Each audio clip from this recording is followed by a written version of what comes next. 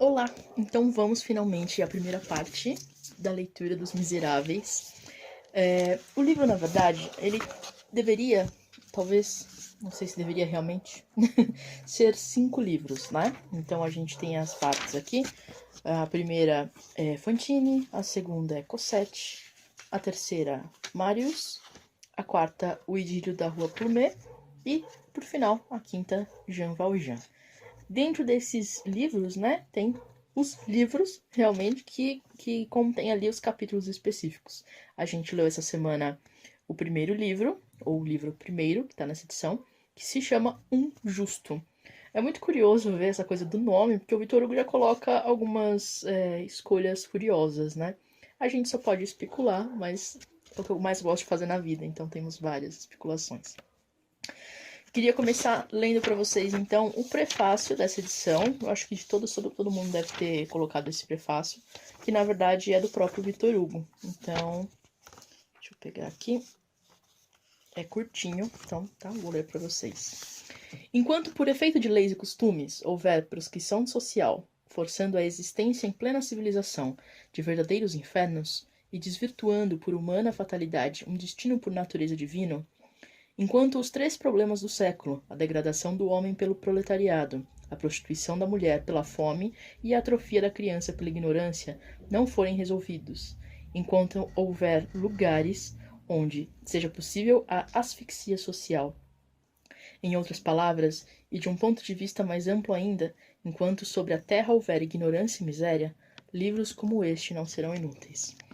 Então, deixa muito claro nesse prefácio que ele escreveu em 1862, que é quando o livro é publicado pela primeira vez, por uma editora belga. Ele estava no exílio, né? E, obviamente, ele não poderia publicar na França.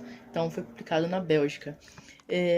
E aqui já deixa claro o suficiente porque esse livro continua sendo tão atual e deixando a gente um tanto chocado durante a leitura, porque a miséria e a ignorância continuam sei lá, maiores e melhores do que nunca, mas a degradação como um todo, os miseráveis, enfim, somos todos nós.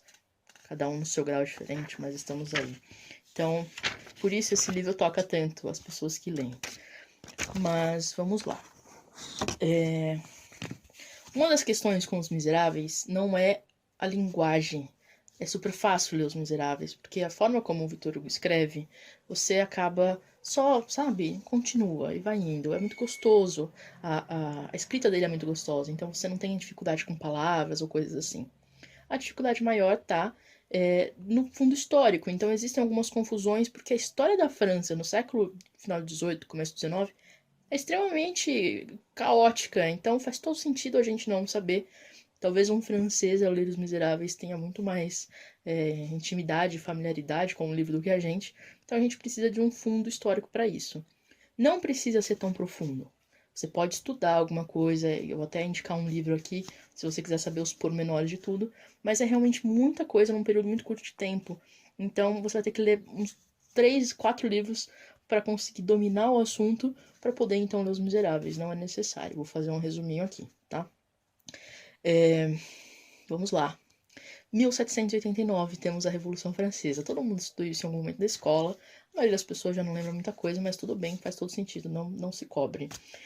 Com ela, a gente tem o fim do antigo regime, então a monarquia, né, o regime feudal acaba, e a gente tem uma monarquia constitucional, na verdade é uma tentativa, né, de estabelecimento, que vai até 792, essa tentativa, quando já desistem e realmente a família real deixa de ter o poder, mesmo que simbólico, né? Então, eles são descartados de várias formas. Mas em 1792 a 1804, então, é o período da Primeira República na França. Em 1804, Napoleão assume o poder. É super confuso porque é turbulento, todo mundo tá querendo o poder naquele momento na França. Não vou entrar em tantos pormenores, como eu disse. Então, depois, se vocês quiserem muitos detalhes disso, vocês podem ler a respeito. Mas com Napoleão assumindo o poder, começa então o Primeiro Império, que vai até 1814, quando ele é obrigado a abdicar e é exilado. Quando ele abdica, a gente tem a restauração da monarquia. Então, só aí a gente já teve a Revolução Francesa, a queda da monarquia, a Primeira República, aí o Primeiro Império e aí a Restauração. Assim, pouquíssimos anos, né? A gente tá em 814. Então, em 1814, ele abdica, ele vai para o exílio e a família Bourbon é restaurada. Então, o rei Luís XVIII assume e fica lá até 1824, quando Carlos X assume. E fica até 830, quando ele também abdica. E a gente vai chegar nesse ponto da história. Então, eu vou parar por aqui, tá? O livro começa em 1815. O primeiro parágrafo aqui de Um Justo, né? É o capítulo 1, Charles Myriel. Em 1815, era bispo de Digne, ou Digne, francês nulo sempre, o Sr. Charles François Bienvenu Myriel, um velho com mais ou menos 75 anos de idade, que aí residia desde 1806. Então, em 1815 estava acontecendo o seguinte: Napoleão foge do exílio na ilha de Elba e ele vai para Paris. Quando ele chega em Paris, o rei Luís XVIII, que estava lá no trono, feliz, alegre e sorridente, foge com medo, como praticamente todo mundo na Europa correu do Napoleão, né? Vide a nossa família real. E então, alguns países, a gente tem uma coligação aqui, ó, a sétima coligação. Na verdade, estados naquele momento, né, se reúnem para derrubar Napoleão, porque não era de interesse de ninguém que ele reassumisse o poder. Então, o que acontece é Batalha de Waterloo. O Napoleão vê que tem ali exércitos na porta batendo, né? E ele resolve atacar os exércitos antes que eles entrem na França. Então acontece a Batalha de Waterloo. Ele é derrotado, e aí derrotado de vez e realmente vai pro exílio e lá ele fica.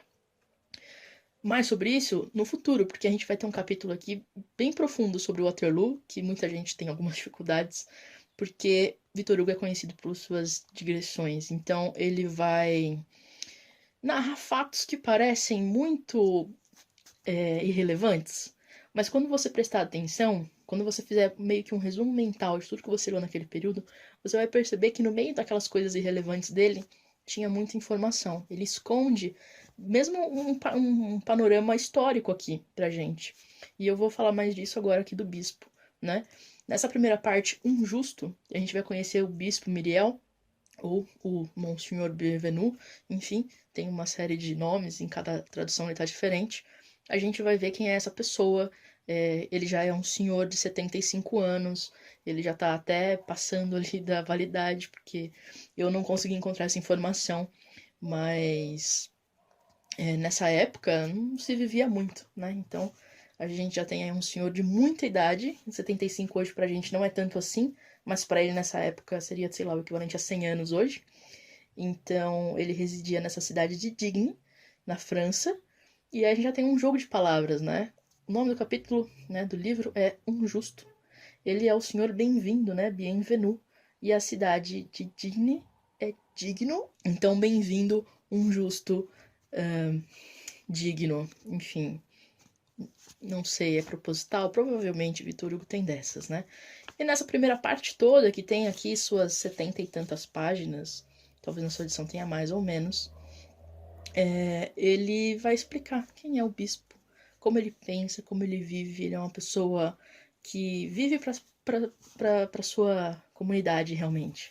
Então ele doa todo o dinheiro que ele consegue, ele muda de casa para uma casa mais simples, não fica na casa enorme que tinham dado para ele, onde ele troca pelo hospital, então o hospital vai ser naquela casa. Ele distribui as despesas, e essa é uma parte genial que tem aqui. Logo no comecinho aqui, eu acho que é no capítulo 2, Senhor Myriel torna-se Dom Bienvenu. Diz assim: Charles Myriel não tinha fortuna, pois sua família perdera tudo durante a Revolução.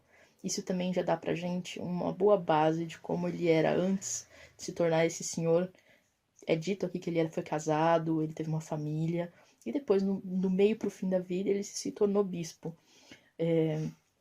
Mas isso também dá um bom panorama de como ele pensava a respeito da Revolução e tudo mais. E aí aqui a gente tem transcrito o orçamento das despesas da casa, né? Ele recebia, então, um total de 15 mil francos. E aí é genial a forma como ele distribui esses 15 mil francos. Para o seminário menor, 1.500. Congregações das missões, 100 francos. Para os lazaristas, Montdidier, 100 francos. Seminário das Missões Estrangeiras, 200 francos. E aí ele vai.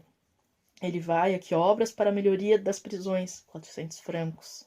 Quem que se preocupa com obra de melhoria de prisão, né? Então ele é essa pessoa realmente que exerce a caridade através da profissão, que não era comum nesse período no século XVIII, principalmente, mas no XIX também, que a igreja fosse tão caridosa. E principalmente na França, que sempre foi o berço do luxo, do ouro. E isso vai ficar também um pouco mais claro mais pra frente, quando ele se encontra com outros bispos, né, e outros clérigos. Para a libertação dos pais de família presos por dívidas, 1000 francos. Enfim, e assim ele vai indo. Ele vive dessa forma até que a acompanhante da irmã dele, né, ele mora com a irmã, e essa pessoa que ajuda eles ali, faz todo o serviço da casa, diz para ele que ele precisaria de um dinheiro, né, para fazer as viagens, para visitar toda a comunidade. E aí, realmente, ele faz a solicitação desse dinheiro para a igreja, que é liberado depois de algum tempo. E aí, as despesas de viagem são distribuídas da seguinte forma: para dar caldo de carne aos doentes do hospital, 1.500 francos. Para a Sociedade de Caridade Materna, 250. Para a Sociedade de Caridade Maternal de outra cidade, Draguignan, 250. Para crianças abandonadas, 500 francos. Para os órfãos, 500. Total, 3.000 francos. Então, todo o dinheiro que ele recebeu desse bônus, né, de viagens, ele distribui. E por todo o trecho, a gente vai ter várias outras apresentações de como ele é uma pessoa boa, né? De como ele é caridoso, bondoso, de como ele é praticamente um Robin Hood da igreja. Ele pega o dinheiro e distribui para todo mundo. Ele pega dos mais ricos para dar aos mais pobres. Então, esse é o papel dele ali naquela cidadezinha francesa naquele momento. E assim seguimos, né? Ele faz sermões onde ele expõe essas questões para as pessoas, né? Tem um que ele fala sobre imposto de portas e janelas. Que pena, Deus dá o ar aos homens e a lei quer vendê-lo. Então ele fala uma série de coisas, até nos sermões ele coloca, né? Tenta conscientizar a população, mas não necessariamente. E ele vai demonstrando, então, todo esse período, quem é o bispo, como ele se comporta, como é a cidade de Digne, e também a miséria de quem vive lá, né? A gente percebe que tem muito mais pessoas pobres do que realmente pessoas que doam dinheiro para ele e tudo mais. É muito curioso. Tem uma frase que praticamente todo mundo grifou, que é aqui nessa edição da Cossack, é a página 47. Ensinem o mais possível aos que nada sabem. A sociedade é culpada de não instruir gratuitamente e responderá pela escuridão que provoca. Uma alma na sombra da ignorância comete um pecado? A culpa não é de quem faz, mas de quem provocou a sombra. É outra citação que não tem nada de... Esse livro tem 205 anos. É triste que ainda seja tão atual, né? Ele, em todas essas passagens, parece pra gente uma pessoa muito bondosa, muito pra frente, né? Então, enfim, a gente tem essa construção de personagem, ao mesmo tempo que a gente tem essa introdução à história do livro e à história da França, né? Ele diz mais pra frente aqui, ó, o mais belo altar é a alma de um infeliz que agradece a Deus um benefício. Então, é sempre essa alma caridosa. Tem uma outra passagem também que é muito interessante, é quando a irmã dele fala, porque ele tira as travas da porta, né, para dormir, não tem nenhuma chave, nada, e ele diz que nunca devemos ter medo de ladrões ou assassinos, são perigos externos e os menores que existem. Temamos a nós mesmos. Os preconceitos é que são os ladrões, os vícios é que são os assassinos. Os grandes perigos estão dentro de nós. Que importância tem aquele que ameaça a nossa vida ou a nossa fortuna? Preocupemo-nos com o que põe em perigo a nossa alma. Então até que a gente chega na parte, né, no capítulo 10, que é o bispo na presença de uma luz estranha. Pra mim é um dos capítulos mais chave dessa primeira parte, do Um Justo, porque ele vai colocar o bispo, que até agora a gente teve essa construção desse personagem caridoso, contra a parede, e a gente vai ver um pouco mais de como ele pensa, e também a gente tem aqui um panorama muito bom da história. Ele faz praticamente uma revisitação aqui à Revolução Francesa e tudo mais, que dá pra gente um belo pano de fundo. Então, o nosso querido bispo ia realmente em lugares esquisitos, né? A gente tem um capítulo um pouco antes aqui, que todo mundo diz pra ele não ir numa cidadezinha, porque ele tem que passar por um vale cheio de ladrões, e ele vai. E ele volta muito feliz, inclusive. Mas, quando chega nessa parte, ele vai visitar o Sr. G, que é esse antigo convencionalista.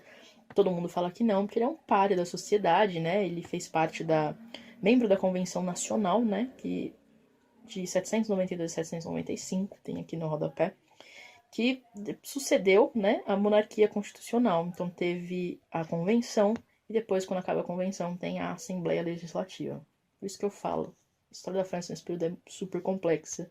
Isso tudo em menos de 10 anos, então, né, imagina. Como é que a gente pode decorar tudo? Não tem como. Mas ele é um páreo da sociedade, o Sr. G. Mesmo assim, o bispo vai lá. O narrador descreve ele da seguinte forma: esse homem era quase um monstro. Ele não voltou pela morte do rei, mas quase. Era quase um regicida, um homem terrível. Como então, voltando ao poder os príncipes legítimos, porque nesse momento, né, 815, já tinha acontecido a restauração dos Bourbon, não o levaram à presença do Supremo Tribunal. Vários dos convencionalistas foram a julgamento e agora, deixa eu ver aqui. Eles foram considerados regicidas, mas não fala aqui se foram exilados, o que aconteceu exatamente. Mas, enfim, teve um julgamento pós. Então, vários anos depois, ainda voltaram atrás para apontar culpados, né? Mas, enfim. Então, ele é essa pessoa, essa figura que a sociedade expurga, deixa fora, ninguém chegava perto dele. E o bispo vai lá, né? Para demonstrar toda a sua caridade? Não sei bem. Mas é isso. E aí eles têm uma conversa muito interessante, né? O velho tá à beira da morte e aqui mais pra frente tem, ó, aquele homem, enfim, aquele convencionalista, representante do povo, um dia ele havia sido, né? Havia sido poderoso e talvez pela primeira vez na vida o bispo sentiu vontade de ser severo. A gente começa a ter nessas conversas, né, o contato do bispo com o Sr. G, alguns sinais de que o bispo, né, talvez não seja essa pessoa tão caridosa. Então o bispo senta numa pedra e começa a conversar com ele, né? Felicito disse num tom de censura, porque ao menos não foi um dos que votaram pela morte do rei. O convencionalista pareceu não perceber a amargura subentendida naquele ao menos e respondeu. Todo sorriso desaparecera de seu rosto. Não vá me felicitar demais, senhor. Eu voltei pelo fim do tirano. Era a austeridade na presença da severidade. O que quer dizer com isso? Replicou o bispo. Então ele já está saindo de uma zona de conforto dele ali, né? Ele há muitos anos é bispo nesse local, ele está lá desde 1806, né? É 1815. E ele se depara com essa pessoa que, enfim, meio que tira esse personagem, bispo caridoso. Porque a gente, em vários momentos, tem sinais de que a família dele não passou bem pela Revolução, né? Ele tem um irmão que é prefeito e um que é general. Ele mora com essa outra irmã dele, ele foi casado, teve uma família. Já é dito que ele perde tudo na Revolução. Então a gente vê que ele tá saindo dessa zona de conforto, revivendo alguma coisa do passado que é desconfortável. E é muito curioso isso, né? O que será que a Revolução foi pro bispo, né? A gente não tem muitos relatos, mas a gente tem esses sinais aqui. E aí o Sr. G continua, né? Quero dizer que o homem tem um tirano, a ignorância. É pela morte desse tirano que dei o meu voto, desse tirano que inventou a realeza, a autoridade nascida da mentira, enquanto a ciência é a autoridade que surge da verdade. O homem deve ser governado pela ciência. E pela consciência, acrescentou o bispo. Confunde-se com a ciência. A consciência é a quantidade de ciência inata que temos em nós mesmos. Dom Bienvenu ouvia, um tanto admirado, esse modo de falar tão novo para ele. O convencionalista prosseguiu. Quanto a Luís XVI, não votei pela sua morte.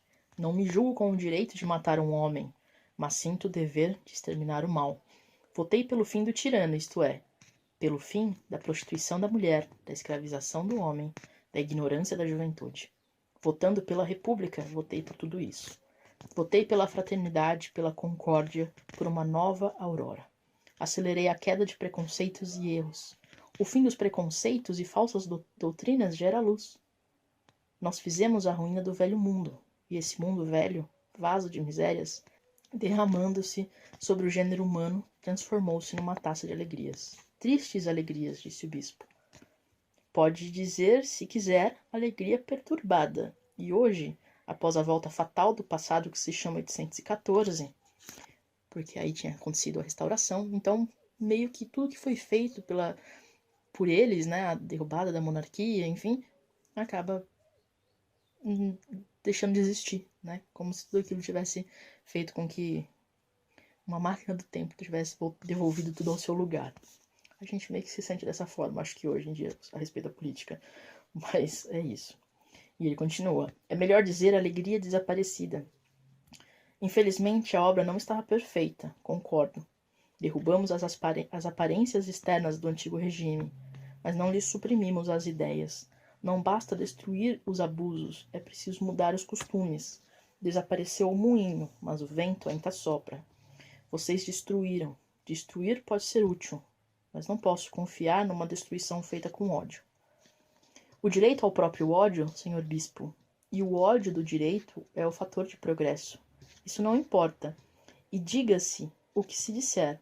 A Revolução Francesa é o mais importante passo do gênero humano desde o aparecimento de Cristo. Quanto a isso, a gente pode ter várias, divergências, mas essa conversa diz muito de tudo, né? De como o bispo vê como foi a Revolução, como a violência que aconteceu, que ele vai falar mais disso aqui em seguida, mas dá pra gente uma medida de como esse convencionalista, apesar de ter feito tudo isso, feito parte da Revolução Francesa, enfim, ele era só uma pessoa tentando mudar as coisas, que estavam muito difíceis realmente no fim do antigo regime. A miséria começou a aumentar assim absurdamente. A gente tem uma confluência de questões históricas que fazem com que isso aconteça. A Revolução Industrial, a ida das pessoas do campo para a cidade. Então a gente tem uma aglomeração muito grande de pessoas e a miséria fica cada vez maior. E ao mesmo tempo a gente tem uma monarquia que vive de luxo, né? Não teve monarquia que mais, como eu posso dizer, ostentou, né, todo o seu dinheiro, toda a sua glória, todo o seu ouro, que é a francesa, com o Castelo de Versalhes. É claro que foi muito rica em outros Luíses, e quando chegou no Luís XVI já estava em decadência e tudo mais. Mas a decadência da monarquia também mostra o tamanho da miséria da população. Enfim, é complexo. Mas é isso, história tem dessas, né? Enfim, os dois continuam conversando, e aí o bispo questiona o Sr. G sobre e o 93.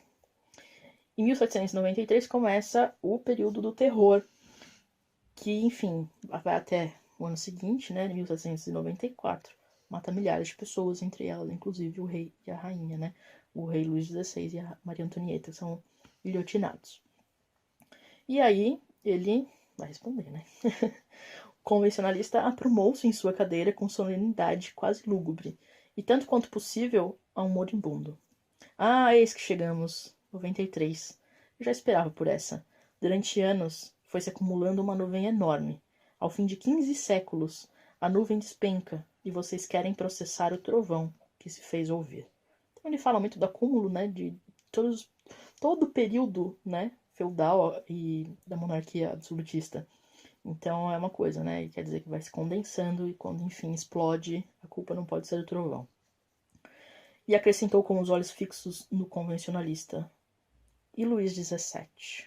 Luís XVII era o filho, né, o herdeiro, e ele morre, na verdade, não se sabe muito bem exatamente porquê, mas depois que os pais são guilhotinados, ele ficava num lugar que eu não lembro o nome agora, e ele acaba morrendo. Por maus tratos, por inanição, não se sabe muito bem, mas ele morre. E o maus tratos é tido como acho que o mais, como posso dizer, universal das causas, né? Vamos voltar aqui, ó. O pobre velho estendeu a mão e agarrou-se ao braço do bispo. Luís XVII, vejamos, a quem lamenta o senhor? A criança inocente? Neste caso, também eu me compadeço. O príncipe? Então preciso refletir. Para mim, o irmão de Cartouche, pendurado pelos braços no Place de Grève, até que a morte o viesse buscar pelo único crime de ser irmão. Esse Cartouche era um ladrão, né? E o irmão dele foi assassinado, né? Morreu por ser irmão de um ladrão. Voltemos aqui. Não é menos digno de compaixão de que o neto de Luís XV, também inocente, martirizado no Tour de Temple. Acho que era nesse Tour de Temple que ele ficava preso, pelo único crime de ser neto de Luís XV. Senhor, disse o bispo, não me agrada a aproximação desses dois nomes. Cartouche ou Luís XV? Mas por qual dos dois reclama o senhor? A gente fica aí já numa... né? Ele tá falando do rei ou ele tá falando do ladrão? Por que ele não gosta dos dois nomes juntos? E aí o desconforto do bispo vai aumentando. Ficou em silêncio. O bispo quase se arrependeu de ter vindo, mas agora sentia-se estranhamente comovido. O convencionalista continuou. Ah, senhor padre, o senhor não gosta das cruezas da verdade. Cristo, porém, as apreciava. Ele tomou uma vara e limpou o templo a chicotadas. Seu açoite, relampejando, era um rude enunciador de verdades. Quando exclamava sinite parvulus, não distinguia entre criança e criança. Ele não se embaraçaria em aproximar o filho de Barbas do filho de Herodes. Senhor, a inocência já é realeza suficiente. A inocência não importam os títulos, é tão sublime e coberta de farrapos como envolta num manto de arminho ornado de flor de lis. É verdade, disse o bispo em voz baixa. Então ele tem alguma coisa nele que deixa ele desconfortável em momentos em que o convencionalista traz essa realidade à tona, né? Mais pra frente eles falam, né? O senhor falou de Luís XVII. Entendamo-nos. Se vamos chorar todos os inocentes, todos os mártires, todas as crianças nobres ou plebeias, então já lhe falei, é preciso começarmos a lamentar as vítimas anteriores a 93, anteriores a Luís XVII. Chorarei com o senhor os filhos dos reis, se o senhor chorar comigo, os filhos do povo. É uma parte até meio tensa, assim, né, enfim. Mais pra frente a gente tem outros casos em que o bispo se sente incomodado, né? Aqui tem uma parte onde fala que ele foi atingido com a força de um estilete de aço, né? Que ele estremeceu e não lhe ocorreu resposta alguma. Então é muito... E esse papo vai até que o senhor G morre, né? Ele já estava na beira da morte. O final é: compreenda, meu senhor, a Revolução Francesa teve suas razões. Seu furor será perdoado pela posteridade. Seu resultado é um mundo melhor. Questionável, eu acho, mas tudo bem. Seus mais terríveis golpes serão carícias para a humanidade. Realmente, ao passar dos anos, né, se a gente parar hoje para pensar na Revolução Francesa, pra gente, né, é mais fácil a gente pensar na pandemia, por exemplo, né, de como isso está sendo sentido por todos nós e como a gente tem sofrido com isso. Então, se a gente para pensar nas perdas da Revolução Francesa, pra gente não parece uma perda tão grande. E diluir no tempo, né? É mais fácil a gente diluir essas coisas no tempo. Enfim. O que eu posso dizer sempre é o que eu sempre digo: a história não é bonita. Nunca é. E se for pintada assim, foi feito errado.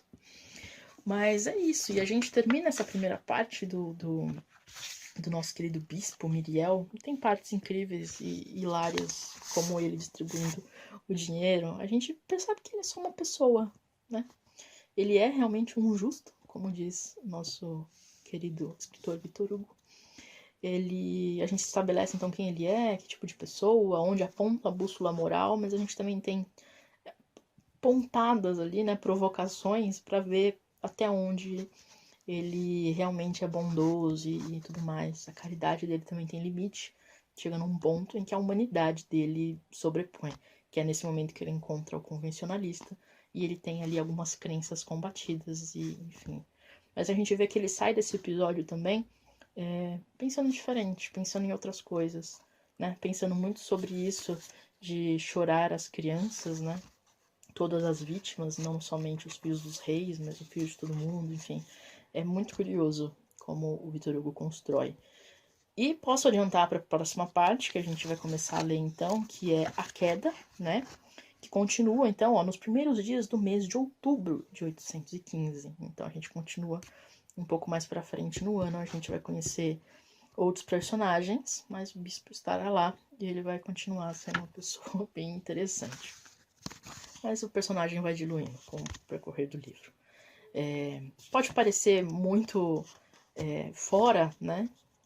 Desnecessário a gente entrar em tantos poréns de um personagem que não vai participar do livro todo, mas é justamente essa graça de ler Os Miseráveis, de ler Victor Hugo, é que a gente sai com tanta informação dessa primeira parte, que a segunda parte a gente só vai deslizar, entrar e achar incrível.